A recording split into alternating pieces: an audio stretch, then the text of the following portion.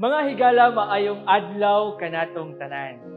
Ako si Seminarista Dennis Hamito Libaton, usa ka first year theology seminarista sa Seminaryo Mayor de San Carlos.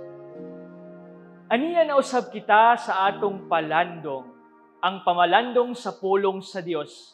Karong adlaw ang tibok simbahan nagsaulog sa kapistahan ni San Francisco Javier, usa ka suod nga higala ni San Ignacio Loyola. Ug sila ang usa sa mga nagtukod sa usa ka pundok sa mga paring misyonaryo nga mas ilado nato sa pangalang The Society of Jesus o the Jesuits for short.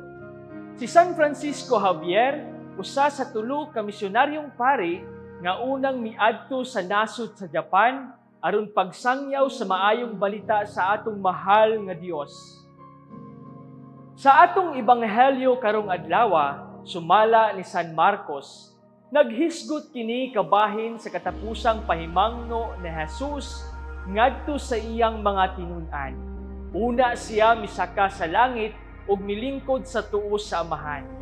Sa Jesus miingon sa iyang mga tinun-an, "Panglakaw kamo sa tibuok kalibutan ug isangyaw ninyo ang maayong balita, aron ang tanang mutuo niini maluwas."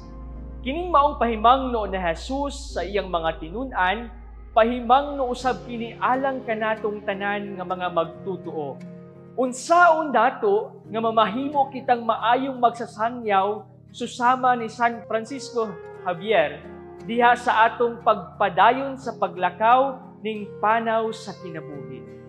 Kay ang kaluwasan nga gihatag sa Dios kanato dili lang kini alang kanimo o kanako, kundili para kini kanatong tanan.